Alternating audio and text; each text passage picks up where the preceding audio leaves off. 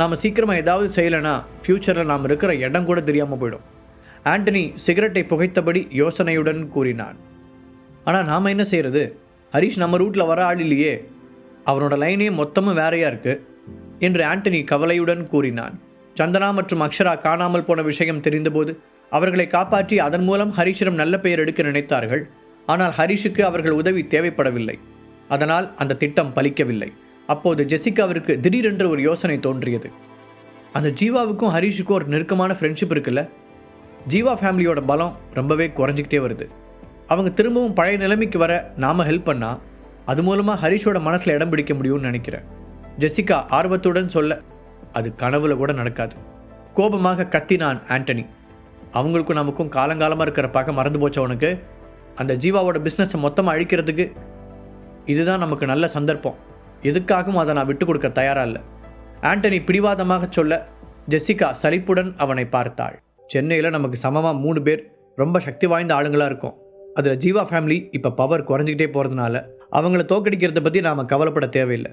இனி மிச்சம் இருக்கிறது அந்த நீரஜ் தான். ஒருவேளை நீ சொல்கிற மாதிரி நாம் ஜீவாவுக்கு ஹெல்ப் பண்ணோன்னா அது நமக்கு தான் நிரந்தரமாக இன்னொரு போட்டியை உருவாக்கிவிடும். அதுக்கு நான் தயாராக இல்லை. ஆண்டனி வெறுப்பாக பேச ஜெசிகா அதற்கு பதில் சொல்லவில்லை. அவள் ஹரிஷின் ஆதரவை பெற வேற என்ன செய்யலாம் என்று யோசித்து கொண்டு இருந்தாள். தீபக் ஹரிஷின் நம்பகமான பார்ட்னராக இருப்பதால் அவனுடைய தம்பியான நீரஜிற்கு எப்போதும் ஹரிஷின் ஆதரவு இருக்கும். மேலும் ஜீவா ஹரிஷின் உயிர் தோழன். அப்படி இருக்கும்போது ஆண்டனி சொல்வது போல அவர்கள் இருவரையும் எதிர்த்து நின்றால் நிச்சயம் ஆண்டனி ஹரிஷின் எதிரியாக மாற வேண்டியிருக்கும். அது மட்டும் இல்லாமல் அவர்கள் 3 பேரும் சேர்ந்து ஒரு பலம் வாய்ந்த கூட்டணியாக உருவானால் ஆண்டனி ஃபேமிலி இருக்கிற இடம் தெரியாமல் காணாமல் போய்விடும். இதையெல்லாம் யோசித்தவள் ஆண்டனிக்கு பதில் சொல்லாமல் அமைதியாக இருந்தாள். அப்போது திடீரென்று அவளுக்கு இன்னொரு யோசனை தோன்றியது. அண்ணா, நாம ஏன் ஹரிஷை நேரில் மீட் பண்ணி பேசக்கூடாது? இதை கேட்கும்போதே அவர்களது அடுத்த மூவ் என்ன என்பதை பற்றி ஜெசிகா ஒரு திட்டம் வகுத்திருந்தாள். ஆனால் அவள் எதற்காக ஹரிஷை சந்திக்க விரும்புகிறாள் என்று ஆண்டனிக்கும் புரியாவிட்டாலும் அவளுடைய மனதில் ஏதோ ஒரு திட்டம் இருப்பதை உணர்ந்து சரி என்று தலையசைத்தான். சென்ட்ரல் ஹீலிங் அகாடமியின் ஹெட் குவார்ட்டர்ஸ் அமைந்திருந்த இடத்தை சுற்றிலும் இருந்த அழகான இயற்கை காட்சிகள் இப்போது இரத்தத்தால் மூடப்பட்டிருந்தது. சென்ட்ரல் ஹீலிங் அகாடமியை பொறுத்தவரை அடுத்த ஒரு சில நாட்களிலேயே டாப் 10 ஆர்கனைசேஷனைச் சேர்ந்த முக்கியமான அமைப்புகளின் ஆதரவு மொத்தமாக வந்துவிட்டது. அதனால் இப்போது டெவில் கேங்கின் பக்கம் தோல்வி நெருங்கி கொண்டிருந்தது. ஆனாலும் இரு தரப்பிலும் பலத்த சேதங்கள் ஏற்பட்டிருந்தது. அதே நேரத்தில் டெவில் கேங்கின் முகாமில் இருந்த சார்ஜென்ட் ஒரு சீரியஸான தோற்றத்துடன் தூரத்தில் இருந்த சென்ட்ரல் ஹீலிங் அகாடமியின் ஹெட் குவார்ட்டர்ஸையே வெறித்து பார்த்து கொண்டிருந்தான். அவனுடைய கை முஷ்டிகள் இறுகி இருக்க அவனுடைய கண்கள் தோல்வியை ஒப்புக்கொள்ள விருப்பமில்லாமல் ஏமாற்றத்தில் நிறைந்திருந்தது. நம்ம பக்கத்தில் ஆல்ரெடி கால்வாசி பேர் இறந்துட்டாங்க, பாதிக்கு மேல் காயப்பட்டிருக்காங்க. சார்ஜென்ட்டுக்கு பின்னால் வந்து நின்ற டெவில் கேங்கின் அசிஸ்டன்ட் ஆஃபீஸர் ஒருவன் மரியாதையுடன் கூறினான். நம்ம கிட்ட அந்த காயங்களை சரி பண்ணுறதுக்கு மருந்து மாத்திரைகள் கம்மியாக தான் இருக்குது. இந்த சிச்சுவேஷனில் சண்டையை நம்ம கண்டினியூ பண்ணியே ஆகணுமா? அந்த ஆஃபீஸர் தயக்கத்துடன் கேட்க, இப்போ நம்மக்கிட்ட வேறு சாய்ஸ் இருக்கான்னு? ஏற்கனவே முக்கியமான அமைப்புகளோட சப்போர்ட் அவங்களுக்கு வந்துருச்சு. ஸோ நம்ம முயற்சிகள் எல்லாமே வீணாக போச்சு. இனி மிச்சம் இருக்கிற நம்ம ஆளுங்களை வச்சு அவங்களோட போராடி ஜெயிக்க முடியாது. நம்ம டெவில் கேங்கோட தலைவர் அமைப்பில் இருக்கிற ஹை லெவல் எக்ஸ்பர்ட்ஸ் கூட வந்து நமக்கு சப்போர்ட்டாக இருந்தால் மட்டும்தான் நம்மளால் இதில் ஜெயிக்க முடியும் சொன்ன சார்ஜென்ட் கொஞ்ச நேரம் அமைதியாக இருந்துவிட்டு திரும்பி அந்த அசிஸ்டண்ட்டை பார்த்தார். நான் உடனே ஒரு லெட்டர் எழுதுகிறேன், அது ரெடியானதும் நீயே நம்ம ஹெட் குவார்ட்டர்ஸுக்கு போய் நேரடியாக நம்ம தலைவர்கிட்ட அந்த லெட்டரை கொடு. நாம் தொடர்ந்து போராடலாமா இல்லை பின் வாங்கிடலாமா அப்படிங்கிறத பற்றி அவரே சொல்லட்டும் என்று ஒரு பெரு மூச்சுடன் சொன்னான். ஓகே சார் என்று அந்த ஆஃபீஸர் உடனடியாக புறப்படுவதற்கான ஏற்பாடுகளை செய்ய தொடங்கினார். சென்னையில் இருந்த ஹரிஷின் ஃப்ளாட்டில் திலகாவின் தோழிகள் அனைவரும் ஒரு வழியாக கிளம்பி கொண்டிருக்க திலகா அவர்களை வழி அனுப்பி வைத்தார். ஹரிஷ் தன்னுடைய ரூமுக்கு வந்து யோசனையுடன் குறுக்கும் நெடுக்குமாக நடந்து கொண்டிருக்க சந்தனா அவன் பின்னால் வந்து அணைத்தாள். சாரி ஹரி, எல்லா பிரச்சனைக்கும் காரணம் என் அம்மா தான், அவங்களுக்காக நான் உங்ககிட்ட மன்னிப்பு கேட்டுக்கிறேன் என்றாள். திலகாவின் தோழிகள் எல்லோருமே ஹரிஷிடம் கொஞ்சம் கூட மனசாட்சியே இல்லாமல் அவர்கள் இஷ்டத்திற்கு ஒரு உதவியை கேட்டனர். அவர்களில் ஒருவருக்கு படித்து முடித்துவிட்டு வீட்டில் வெட்டியாக இருக்கும் மகன் இருந்தான். அவனை எப்படியாவது தியானா மீடியாவில் மேனேஜராக சேர்த்து விட்டால் அவனும் ஒரு நாள் ஹரிஷை போல பெரிய ஆளாக வந்து விடுவான் என்று அவனுடைய அம்மா கனவு கண்டார். அதனால் தன்னுடைய மகனுக்கு ஒரு பெரிய போஸ்டிங் போட்டு தர சொல்லி ஹரிஷிடம் கேட்டார். இன்னொரு தோழிக்கு ஒரு சாதாரண சின்ன கம்பெனியில் வேலை பார்க்கும் மருமகன் இருந்தான். அவனுக்கு சமீபத்தில் தான் கல்யாணமாகி புதிதாக குழந்தை வேறு பிறந்திருந்தது. குடும்ப செலவுகளை சமாளிக்க அவன் மிகவும் சிரமப்பட்டு கொண்டிருந்தான். அதனால் ஹரிஷ் அவனுக்கு தியானா மீடியாவில் ஒரு நல்ல வேலை போட்டு கொடுக்க வேண்டும் என்று அவனுடைய அத்தை ஆசைப்பட்டார். அதெல்லாம் கூட பரவாயில்லை. திலகாவின் நெருங்கிய தோழி ஒருவள் தியானா மீடியா தன் மகளை எப்படியாவது பெரிய ஸ்டார் ஆக்கிவிட வேண்டும் என்று கூறினார். அதுவும் சில பல கண்டிஷன்களை வேறு முன்வைத்தார். தன்னுடைய மகள் ஒரு நாளைக்கு 5 மணி நேரத்திற்கு மேல் வேலை செய்ய மாட்டாள், கஷ்டமான எதையும் செய்ய வைக்காமல் ஹரிஷ் அவளை பிரபலமாக்க வேண்டும், மகளுக்கு தனியாக கேரவன் தர வேண்டும் என்று அந்த பட்டியல் நீண்டு கொண்டே போனது. அதையெல்லாம் கேட்க கேட்க சந்தனாவிற்கு ரொம்பவே சங்கடமாக இருந்தது. ஆனால் தன் கோபத்தை வெளிப்படுத்தினால் திலகா ஹரிஷின் மீதுதான் குற்றம் சாட்டுவார் என்பதை உணர்ந்து அமைதியாக இருந்தாள். தன் இடுப்பில் இருந்த சந்தனாவின் கைகளை தட்டி கொடுத்த ஹரிஷ், இட்ஸ் ஓகே பேபி, எப்படியும் அவங்களோட ரெக்வஸ்ட் எதையும் நான் அக்செப்ட் பண்ண போகிறதில்ல, ஸோ நீ ஒன்றும் வீணா மனசை போட்டு குழப்பிக்காத என்று ஹரிஷ் சாதாரணமாகவே பதில் சொன்னான். இது எதற்கும் அவன் சந்தனாவை குறை சொல்லவில்லை. கொஞ்ச நேரத்தில் தன் தோழிகளை வழி அனுப்பிவிட்டு உள்ளே வந்த திலகா ஹரிஷ் சோஃபாவில் உட்கார்ந்து டிவி பார்த்து கொண்டிருப்பதைக் கண்டு முகத்தை சுளித்தார். அவனை நேராக பார்க்காமல் முகத்தை திருப்பி கொண்டவர், என் ஃப்ரெண்ட் சொன்னதெல்லாம் கேட்டல்ல, அது எல்லாத்தையும் ஒன்று விடாமல் ஏற்பாடு பண்ணி கொடுத்துரு. நீ என்னதான் தியானா மீடியாவோட சிஇஓவாக இருந்தாலும் இப்பவும் என்னோட மருமகன் தான், அதை ஞாபகத்தில் வச்சுக்கோ என்று அதிகாரத்துடன் சொல்ல, அதற்கு ஹரிஷ் பதில் கூறுவதற்குள் சந்தனா முந்திக் கொண்டாள். அம்மா, உங்களுக்கு என்ன பைத்தியமா பிடிச்சிருக்கு? என் பொறுமைக்கு ஒரு எல்லை இருக்குது. என்னதான் இருந்தாலும் உங்கள் ஃப்ரெண்ட்ஸ் முன்னாடி நீங்கள் அவமானப்படக்கூடாதுன்னு தான் அமைதியாக இருந்தேன். அவங்க கேட்ட ஒரு ரெக்வஸ்ட்டாவது நியாயமாக இருந்துச்சா? நீங்களும் அதெல்லாம் கேட்டுட்டு தானே இருந்தீங்க.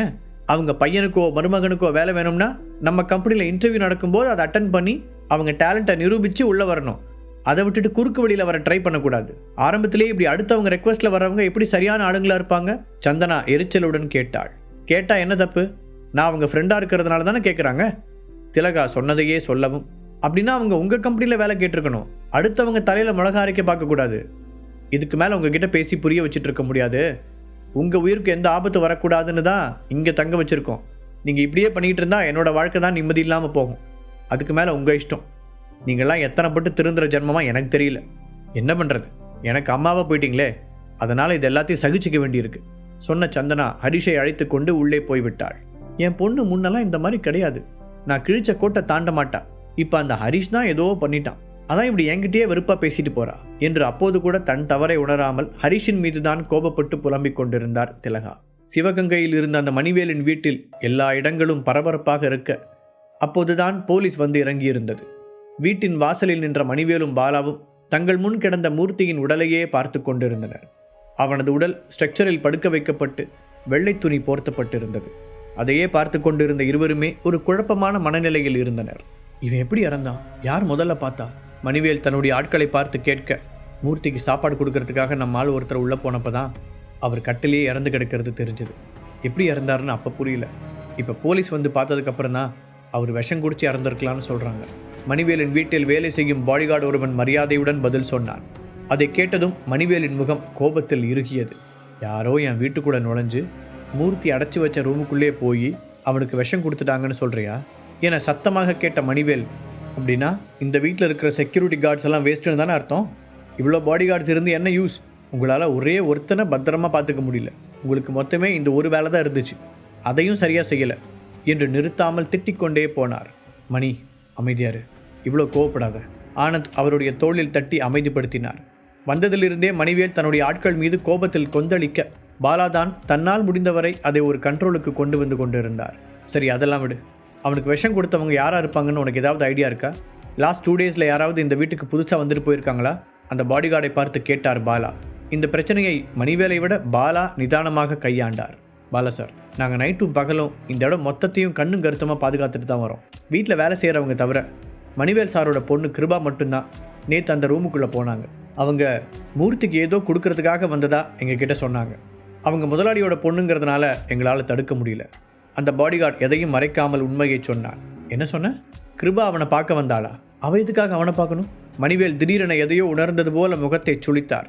யோசனையோடு அவரை பார்த்த பாலா, மணி, கிருபாவை யாராவது யூஸ் பண்ணியிருக்கலான்னு எனக்கு தோணுது. எந்த எவிடன்ஸும் இல்லாமல் நீ அவசரப்பட்டு அவன் மேலே சந்தேகப்படாத, கொஞ்சம் பொறுமையாரு என்றார். அதே நேரத்தில் கிருபாவின் ரூமில் இருந்த யமுனா டென்ஷனுடன் நடந்து கொண்டிருந்தாள். கிருபா அவளிடம் எல்லாவற்றையும் சொல்லிவிட்டதால் யமுனாவின் முகத்தில் கவலை நிறைந்திருந்தது. ஏன் கிருபா இப்படி பண்ண? உனக்கு கொஞ்சம் கூடவா சுயபுத்தி இல்லை? உன் அப்பாவுக்கும் ஹரிஷுக்கும் மூர்த்தி உயிரோடு இருக்கிறது எவ்வளோ முக்கியம்னு தெரியுமா? புனித்தோட பேச்சை கேட்டு நீ எப்படி அவனுக்கு சாப்பாட்டில் பாய்சனை கலந்து கொடுக்கலாம்? இப்போ பாரு, அவன் செத்தே போயிட்டான். எப்படி இருந்தாலும் நீ தான் அதை கொடுத்ததுன்னு இந்நேரம் கண்டுபிடிச்சிருப்பாங்க. என்னால் இதில் எதுவுமே செய்ய முடியாது. நீயே உன் அப்பா கிட்ட அதை பற்றி எக்ஸ்பிளைன் பண்ணிக்கோ. யமுனா ஒரு சலிப்புடன் பெருமூச்சு விட்டாள். அவளுக்கு தன் மகளை நினைக்கும் போது ஏமாற்றமாக இருந்தது. சிவபாலன் ஃபேமிலி இப்போ நமக்கு எதிராக இருக்காங்க. நம்ம 2 ஃபேமிலிக்கு இடையில இருக்கிற ரிலேஷன்ஷிப் ரொம்ப மோசமாக இருக்குது. இந்த நேரத்தில் நீ உன் அப்பாவோட எதிரிக்கு ஹெல்ப் பண்ணியிருக்கிற, இது என்னன்னு சொல்கிறது? யமுனா சொன்னதும் அதை கேட்ட கிருபாவின் முகம் சோகமாக மாறியது. அவள் தன் முழங்காலில் முகத்தை புதைத்து அழ ஆரம்பிக்க அவருடைய கண்களில் இருந்து நிற்காமல் கண்ணீர் வழிந்தது. அம்மா ப்ளீஸ் என்னை கைவிட்டுறாதீங்க. எப்படி இருந்தாலும் நான் உங்களோட பொண்ணு. நீங்கள் தான் என்னை காப்பாற்றணும். அப்பா கோமா இருக்கும்போது பார்க்கவே எவ்வளோ பயமாக இருக்குன்னு உங்களுக்கே தெரியும். கண்டிப்பாக அவர் என்னை மன்னிக்க மாட்டார். கிருபாவிற்கு இனி நடக்கப் போவதை நினைத்து ரொம்பவே பயமாக இருந்தது. புனித் என்கிட்ட அந்த மூர்த்திக்கு இந்த சாப்பாட்டை கொடுத்துருன்னு மட்டும்தான் சொன்னார். சத்தியமாக அதில் விஷம் இருக்கிறதுலாம் எனக்கு தெரியாது. அம்மா ப்ளீஸ் நீங்களாவது என்னை நம்புங்க என்று அவள் கெஞ்ச யமுனாவிற்கு கிருபா அழுவதை பார்க்க கஷ்டமாகத்தான் இருந்தது. எனக்கு மட்டும் உனக்கு ஹெல்ப் பண்ணக்கூடாதுன்னு ஆசையா என்ன? ஆனால் நீ இழுத்து வச்சிருக்கிறது ரொம்ப பெரிய பிரச்சனை. இவ்வளோ நாளாக சிவபாலன் எவ்வளோ பெரிய தப்பான வேலையெல்லாம் செஞ்சுருக்காருன்னு உனக்கு தெரியுமா? அது எல்லாத்துக்கும் இருந்த ஒரே சாட்சி மூர்த்தி மட்டும்தான். அதை கண்டுபிடிக்கிறதுக்கு ஹரிஷ் ரொம்பவே கஷ்டப்பட்டான். உங்கள் அப்பாவும் பாலா அண்ணாவும் ஹரிஷுக்கு சப்போர்ட்டாக நிறைய முயற்சி எடுத்தாங்க. எல்லாம் இப்போ வேஸ்ட்டாக போச்சு. யமுனா நடந்த உண்மையை மகளுக்கு விளக்கினார். அப்படியே உனக்கு நான் ஹெல்ப் பண்ண நினச்சாலும் நிஜமாவே எனக்கு என்ன பண்ணுறதுன்னு தெரியல. யமுனா உண்மையான வருத்தத்துடன் சொன்னாள். ஒரு வகையில் இது ஹரிஷ் மட்டும் சம்பந்தப்பட்ட விஷயம் இல்லை. மணிவேல், பாலா மற்றும் இந்த ஊரில் உள்ள பல செல்வாக்கு மிக்கவர்கள் இந்த விஷயத்தில் சம்பந்தப்பட்டிருந்தார்கள். கிருபா நினைப்பது போல் அவ்வளவு ஈஸியாக இதை விட்டுவிட முடியாது. யமுனா தன் மகளை எவ்வளவுதான் நேசித்தாலும் இந்த விஷயத்தில் அவளை நிச்சயம் காப்பாற்ற முடியாது. அப்போது ஒரு பெரிய சத்தம் கேட்க இருவரும் திடுக்கிட்டு திரும்பினார்கள். மணிவேல்தான் கோபத்துடன் கதவை உதைத்து திறந்தபடி உள்ளே வந்தார். அவரை பார்க்கும்போதே எந்த அளவிற்கு கோபத்தில் இருக்கிறார் என்பது வெளிப்படையாக தெரிந்தது. அப்பா என்று கத்தியபடி கிருபா யமுனாவின் பின்னால் ஒளிந்து கொண்டாள். தன் அப்பாவுடைய தோற்றம் அவளை ரொம்பவே பயமுறுத்தியது. ஏங்க கொஞ்சம் பொறுமையா இருங்க. என்னதான் இருந்தாலும் அவன் நம்ம பொண்ணு, ஏதோ தெரியாமல் பண்ணிட்டா. அப்போ இருந்தே பயத்தில் நடுங்கிட்டு இருக்கா. யமுனா பொறுமையாக அவருக்கு எடுத்து கூறினாள். என்ன அவளுக்கு பயமா? அவ தான் ரொம்ப தைரியமான ஆளாச்சே. அதனால தானே எதிரிகளோட கூட்டு சேர்ந்து மூர்த்திக்கு விஷம் கொடுத்துருக்கா. மணிவேல் கோபத்தை அடக்க முடியாமல் ஆவேசத்துடன் கத்தினார். இப்போது எப்படி அவருடைய கோபத்தை சமாளிப்பது என்று தெரியாமல் யமுனா கைகளை பிசைய கிருபாவிற்கோ பயத்தில் உள்ளுக்குள் உதற ஆரம்பித்தது. அப்படியே உனக்கு நான் ஹெல்ப் பண்ண நினைச்சாலும் நிஜமாவே எனக்கு என்ன பண்ணுறதுன்னு தெரியல. யமுனா உண்மையான வருத்தத்துடன் சொன்னாள். ஒரு வகையில் இது ஹரிஷ் மட்டும் சம்பந்தப்பட்ட விஷயம் இல்லை. மணிவேல், பாலா மற்றும் இந்த ஊரில் உள்ள பல செல்வாக்கு மிக்கவர்கள் இந்த விஷயத்தில் சம்பந்தப்பட்டிருந்தார்கள். கிருபா நினைப்பது போல் அவ்வளவு ஈஸியாக இதை விட்டுவிட முடியாது. யமுனா தன் மகளை எவ்வளவுதான் நேசித்தாலும் இந்த விஷயத்தில் அவளை நிச்சயம் காப்பாற்ற முடியாது. அப்போது ஒரு பெரிய சத்தம் கேட்க இருவரும் திடுக்கிட்டு திரும்பினார்கள். மணிவேல்தான் கோபத்துடன் கதவை உதைத்து திறந்தபடி உள்ளே வந்தார். அவரை பார்க்கும்போதே எந்த அளவிற்கு கோபத்தில் இருக்கிறார் என்பது வெளிப்படையாக தெரிந்தது. அப்பா என்று கத்தியபடி கிருபா யமுனாவின் பின்னால் ஒளிந்து கொண்டாள். தன் அப்பாவுடைய தோற்றம் அவளை ரொம்பவே பயமுறுத்தியது. ஏங்க கொஞ்சம் பொறுமையா இருங்க. என்னதான் இருந்தாலும் அவன் நம்ம பொண்ணு, ஏதோ தெரியாமல் பண்ணிட்டா. அப்போ இருந்தே பயத்தில் நடுங்கிட்டு இருக்கா. யமுனா பொறுமையாக அவருக்கு எடுத்து கூறினாள். என்ன அவளுக்கு பயமா? அவ தான் ரொம்ப தைரியமான ஆளாச்சே. அதனால தானே எதிரிகளோட கூட்டு சேர்ந்து மூர்த்திக்கு விஷம் கொடுத்துருக்கா. மணிவேல் கோபத்தை அடக்க முடியாமல் ஆவேசத்துடன் கத்தினார். இப்போது எப்படி அவருடைய கோபத்தை சமாளிப்பது என்று தெரியாமல் யமுனா கைகளை பிசைய கிருபாவிற்கோ பயத்தில் உள்ளுக்குள் உதற ஆரம்பித்தது. அவள் என்ன செஞ்சான்னு தெரிஞ்சும் நீ இப்படி பேசிகிட்டு இருக்கியா யமுனா? இந்த டைம் அவளுக்கு நிச்சயமாக ஒரு பாடம் கற்றுக் கொடுக்கணும். இல்லைனா இப்படி தான் என்ன செய்கிறோன்னு தெரியாமல் ஏதாவது தப்பாக பண்ணிக்கிட்டே இருப்பாள். தான் செய்கிறது தப்புனே அவளுக்கு ஒரு நாளும் புரியாது. சொல்லும்போதே மணிவேலின் உடலில் இருந்து ஒரு விதமான சக்தி வாய்ந்த ஒளி வெளிப்பட்டது. அதுவும் இல்லாமல் ஹரிஷ் திரும்பி வரும்போது நான் இதை எப்படி அவங்ககிட்ட சொல்ல போகிறேன்? யோசிக்கும் போதே மணிவேலுக்கு சங்கடமாக இருந்தது. மலையில் இருந்த கொள்ளைக்காரர்களை கஷ்டப்பட்டு பிடித்து வந்தது ஹரிஷ். அதனால்தான் சிவபாலன் மூர்த்தியை பலிகடாக்கினார். அது மட்டுமில்லாமல் சிவபாலன் ஃபேமிலி பல்வேறு சட்டவிரோதமான குற்றங்களில் ஈடுபட்டதற்கு அவர்களிடமிருந்த ஒரே சாட்சி மூர்த்தி மட்டும்தான். அதனால் மூர்த்தி அவர்களுடைய கையில் இருக்கும் வரை சிவபாலனை கட்டுக்குள் வைத்திருக்க அவன் ஒரு துருப்பு சீட்டாக இருந்தான். ஆனால் இப்போது கிருபா செய்த காரியத்தால் சிவபாலன் செய்த நாச வேலைகளை நிரூபிக்க அவர்களிடம் எந்தவித ஆதாரமும் இல்லாமல் போய்விட்டது. இவ்வளவு நாள் அவர்கள் கஷ்டப்படுத்தி எடுத்த முயற்சிகள் எல்லாம் வீணாகிவிட்டது என்று நினைக்கும்போது அவரால் தன்னுடைய கோபத்தை கட்டுப்படுத்தவே முடியவில்லை. எங்க ப்ளீஸ் கொஞ்சம் அமைதியாக இருங்க. கிருபா வேணும்னு இதை செய்யலை, அவளுக்கே தெரியாமல் புனித் சொல்லி தான் இதை பண்ணியிருக்கா என்ற யமுனா. அது மட்டும் இல்லாமல் அந்த சிவபாலனை பார்த்து நீங்கள் பயப்படுறீங்கன்னு சொல்லாதீங்க. கண்டிப்பாக அவரை நம்மளால் கையும் களவுமாக பிடிக்க முடியும். முக்கியமாக ஹரிஷ் அப்புறம் கணபதி சார் ஃபேமிலி ஹெல்ப்போட நிச்சயமாக அதை உங்களால் செய்ய முடியும். என்ன இன்னும் கொஞ்சம் நாள் ஆகும். நீங்கள் வேணால் பாருங்கள், மூர்த்தி உயிரோடு இல்லைனாலும் கண்டிப்பாக சிவபாலன் மாட்ட தான் போகிறாரு என்று ஏதேதோ சொல்லி அவரை சமாதானப்படுத்த முயற்சித்தாள். அது எப்படி நீ அவ்வளோ உறுதியாக சொல்ல முடியும்? சிவபாலன் எப்படியாவது இந்த ஊரை தன்னோட கண்ட்ரோலுக்கு கொண்டு வர ரொம்ப வருஷமாக திட்டம் போட்டு ஒவ்வொரு காயாக நகர்த்திட்டு இருக்கான். அந்த ஒவ்வொரு காயையும் கண்டுபிடிச்சி நாம் எப்போ அதையெல்லாம் களை எடுக்கிறது? இப்போ தான் நம்மக்கிட்ட எந்த ஆதாரமும் இல்லையே. அந்த நம்பிக்கையை தான் இவன் குழி தோண்டி புதைச்சிட்டாளே. மணிவேலின் குரலில் ஆத்திரம் தெரிந்தது. யமுனா அதற்கு என்ன பதில் சொல்வதென்று தெரியாமல் திணற, இங்கே பாரு யமுனா, கிருபா அவள் செஞ்சதோட விளைவுகளை நிச்சயம் சந்திக்கணும். என்ன செஞ்சாலும் அவளை உன்னால் பாதுகாக்க முடியாது. ஆத்திரத்தை அடக்கி கொண்டு சொன்ன மணிவேல் ஒரு பெரு மூச்சுடன் தொடர்ந்தார். இவ தான் மூர்த்திக்கு விஷம் கொடுத்தான்னு எனக்கு தெரிய வந்தப்போ பாலாவும் என் கூட தான் இருந்தான். அது உனக்கு தெரியுமா? ஸோ என்னால் இதை யாருக்கும் தெரியாமலாம் மூடி மறைக்க முடியாது. அதை வேணும்னு செஞ்சுருந்தாலும் இல்லை தெரியாமல் செஞ்சுருந்தாலும் எப்படி இருந்தாலும் அதுக்கான தண்டனையிலிருந்து தப்பிக்க முடியாது. நான் அவளுக்கு பனிஷ்மெண்ட் கொடுக்கலனாலும் சட்டத்துக்கு கண்டிப்பாக அவள் பதில் சொல்லி தான் ஆகணும். மணிவேல் உறுதியாக கூற, என்னங்க இப்படி பேசுகிறீங்க? என்ன இருந்தாலும் அவள் நம்ம பொண்ணுங்க. யமுனா இப்போது உடைந்து போய் அழுவது போல பேசினாள். மணிவேல் மற்றும் பாலா இருவருமே எப்போதுமே நேர்மையானவர்களாகவே நடந்து வந்தார்கள். அதனால் இனி கிருபாவை காப்பாற்ற எந்த வழியும் இல்லையா என்று யோசிக்கும் போதே யமுனாவிற்கு நடுக்கம் எடுத்தது. அம்மா, அப்பா, என்ன நடக்குதுங்க? ஏன் கிருபாவோட ரூமில் நின்றுக்கிட்டு சண்டை போட்டுக்கிட்டு இருக்கீங்க? கேட்டுக்கொண்டே ஷோபா உள்ளே வந்தாள். மணிவேல் கிருபாவை தீயாக முறைத்து கொண்டிருப்பதை பார்த்ததும் அவளுக்குள் ஏதோ ஒரு பயங்கரமான உணர்வு தோன்றியது. அப்பா, எதுக்காக கிருபா மேலே இவ்வளோ கோபம்? நடந்த விஷயம் எதுவும் தெரியாமல் சாதாரணமாக கேட்டாள் அவள். இந்த கொஞ்ச நாட்களாக ஷோபா தன்னுடைய அம்மா அவளுக்கும் ஹரிஷுக்கும் கற்றுக் கொடுத்த தியான டெக்னிக்குகளை பிராக்டிஸ் செய்வதன் மூலம் தன்னையே வலுப்படுத்தி கொண்டிருந்தாள். இப்போதும் பயிற்சியில் ஈடுபட்டு இருந்ததால் வீட்டிற்கு வெளியே நடந்த எந்த விஷயமும் அவளுக்கு தெரியவில்லை. இருந்தாலும் கிருபாவின் ரூம் அவளுக்கு பக்கத்து அறை என்பதால் அங்கு ஏற்பட்ட சலசலப்பு அவளுடைய கவனத்தை கலைத்தது. என்கிட்டயே கேட்குற, உன் தங்கச்சி என்ன காரியம் செஞ்சு வச்சிருக்கானு அவகிட்டே கேளு சொன்ன மணிவேல் அடக்க முடியாத ஆவேசத்தில் அங்கிருந்த சேரை தூக்கி சுவற்றில் அடித்தார். ஷோபா அதிர்ச்சியுடன் அவரை பார்க்க தன் அம்மாவின் பின்னால் இருந்து மெதுவாக தலையை நீட்டிய கிருபா, அந்த மூர்த்தி இன்னைக்கு சாகலனாலும் அவரால் ரொம்ப நாள் உயிரோடு இருந்திருக்க முடியாது. நீங்களாம் சொல்கிறத வச்சும் அவன் ஒன்றும் அவ்வளோ நல்லவராக தெரியல. அப்புறம் எதுக்காக நீங்கள் என் மேலே இவ்வளோ கோவப்படுறீங்க? நான் உங்களோட சொந்த பொண்ணுப்பா. என்ன செஞ்சாலும் நீங்கள் என் பக்கம் தானே நிற்கணும். கிருபா தயக்கத்துடன் பேசினாள். ஓ, நீ கொஞ்சம் கூட கூச்சமே இல்லாமல் செஞ்ச தப்பை நியாயப்படுத்த வேற செய்றியா? இன்னும் உனக்கு அந்த அளவுக்கு தைரியம் இருக்கா? கேட்ட மணிவேல் குறுக்கே நின்ற யமுனாவை நகர்த்திவிட்டு கிருபாவை அடிக்க கையை ஓங்கி கொண்டு சென்றார். பயந்து போன கிருபா துள்ளிக்கொண்டு அப்படியே கீழே விழுந்து விட்டாள். யமுனா, ஷோபா, கிருபா 3 பேருமே கண்கள் விரிய நம்ப முடியாத அதிர்ச்சியுடன் மணிவேலை பார்த்தனர். இத்தனை வருடங்களில் ஒரு முறை கூட அவர் தன் மகள்களையோ மனைவியையோ அடிக்க கை ஓங்கியதே இல்லை. மணிவேலிடம் ஒரு சக்தி வாய்ந்த ஒளி இருப்பதை அவர்கள் அறிந்திருந்தாலும் இப்போது வரை அவர் அந்த சக்தியை தனது எதிரிகளிடம் மட்டும்தான் பயன்படுத்தினார். குடும்பத்தை பொறுத்தவரை அவர் ஒரு நல்ல மனிதராகத்தான் இருந்து வந்தார். இத்தனை வருடங்களில் தன் சொந்த குடும்பத்தை நோக்கி அவர் தன் சக்தியை வெளிப்படுத்துவது இதுதான் முதல் முறை. அப்பா, அந்த ஹரிஷுக்காக நீங்கள் என்னையே அடிக்க வரீங்களா? கிருபா நம்ப முடியாமல் கேட்டாள். அவளை முறைத்த மணிவேல், நம்ம குடும்பத்துக்காகவும் இந்த ஊருக்காகவும் ஹரிஷ் எத்தனை செஞ்சும் நீ இன்னும் திருந்தலல்ல என்று பல்லை கடித்து கொண்டு ஆவேசத்துடன் பேச, அப்பா நீங்கள் உண்மையிலேயே மாறிட்டீங்க. கிருபா எவ்வளோ பெரிய தப்பு செஞ்சிருந்தாலும் உங்கள் சக்தியை அவன் மேலே யூஸ் பண்ண நீங்கள் நினச்சிருக்க கூடாது.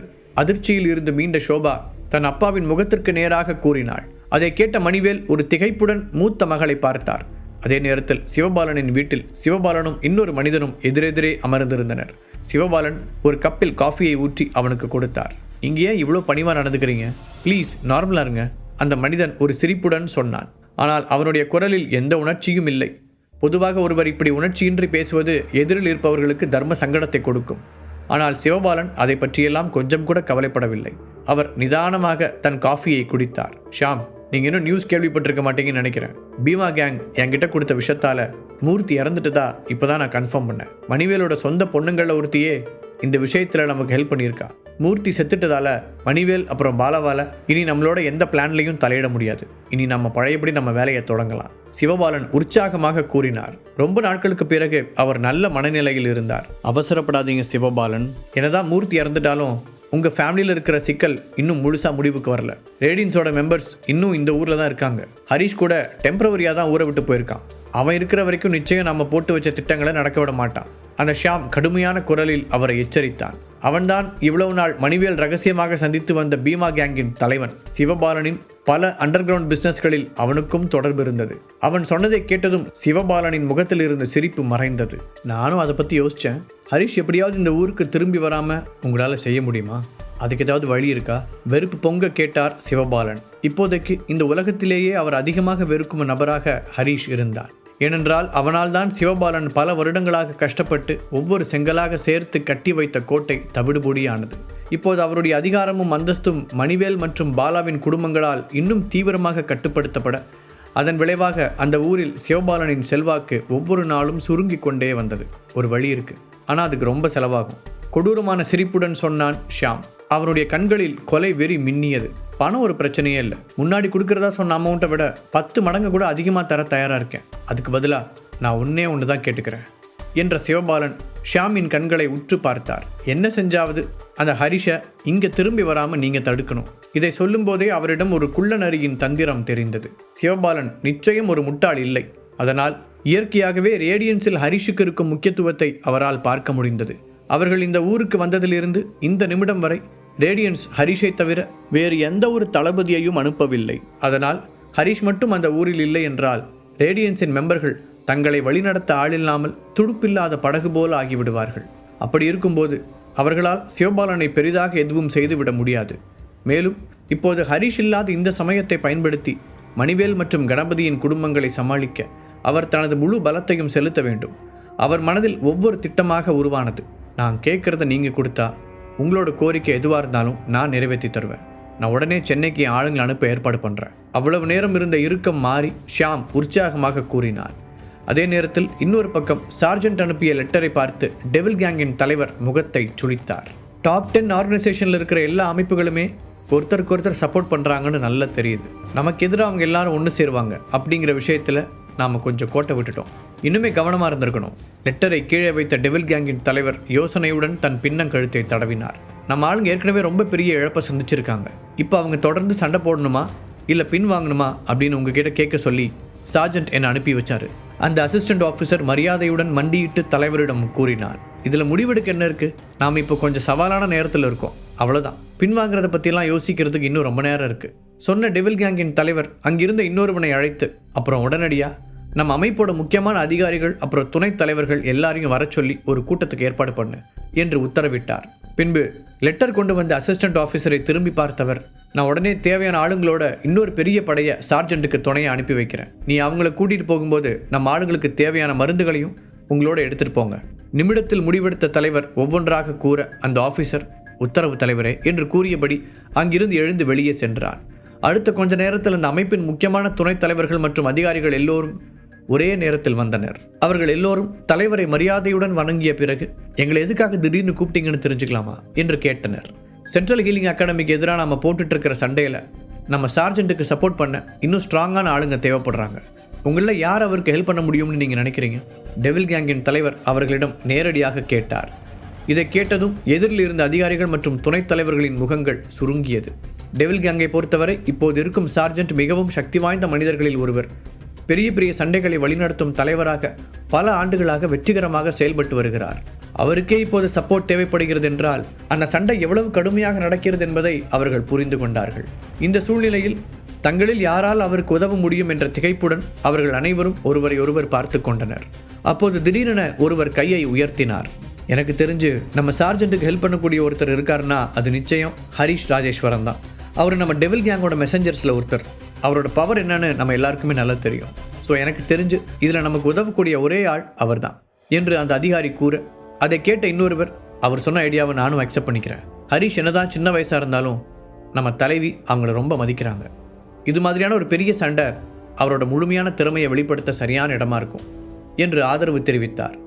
அவர்கள் பேசியதை கேட்ட டெவில் கேங்கின் தலைவர் யோசனையில் ஆழ்ந்தார். நீங்கள் 2 பேரும் நம்ம ஹரிஷ் பற்றியா சொல்கிறீங்க? அவனுக்கு நம்ம ஆளுங்களை வழிநடத்துகிற அளவுக்கு எக்ஸ்பீரியன்ஸ் இருக்குன்னு நீங்கள் நினைக்கிறீங்களா என்று சந்தேகத்துடன் கேட்டார். ஹெர்பல் மெடிசன் விஷயத்தில் அவருக்கு அவன் மீது நம்பிக்கை இருந்தாலும் இவ்வளவு பெரிய சண்டையில் அவனால் என்ன செய்து விட முடியும் என்று யோசித்தார். ஒரு காலத்தில் நீங்கள் கூட அவன் வயசில் தான் ஒரு பெரிய போர் வீரராக இருந்தீங்க தலைவரே. அது மட்டும் இல்லாமல் அவன் ஏற்கனவே நம்ம அமைப்பில் ஒரு பெரிய போஸ்டிங்கில் இருக்கான். இப்போ நீங்கள் அவனுக்கு ஒரு சான்ஸ் கொடுக்கலன்னா எப்படி அவனுக்கு அனுபவம் கிடைக்கும்? இன்னொரு வயதானவர் கேள்வி எழுப்பினார். கொஞ்ச நேரம் தீவிரமாக யோசித்த தலைவர், ஆனால் ஹரிஷ் இப்போ எங்கே இருக்கான்னு தெரியலையே, அவனை கண்டுபிடிக்க கொஞ்ச நாள் ஆகும், ஆனால் அது வரைக்கும் சார்ஜென்ட்டால் சமாளிக்க முடியுமான்னு தெரியல என்று கவலையுடன் கூறினார். அப்போது அந்த கூட்டத்திற்குள் இருந்து வேகமாக முன்னால் வந்த ஒருவன், ஹரிஷ் எங்கே இருக்காருன்னு எனக்கு தெரியும் என்று சொல்ல எல்லோருடைய கவனமும் அவன் பக்கம் திரும்பியது. முழு கதையையும் கேட்டு மகிழ பாக்கெட் FM ஆப்பை டவுன்லோட் செய்யுங்கள். லிங்க் டிஸ்கிரிப்ஷனில் கொடுக்கப்பட்டுள்ளது.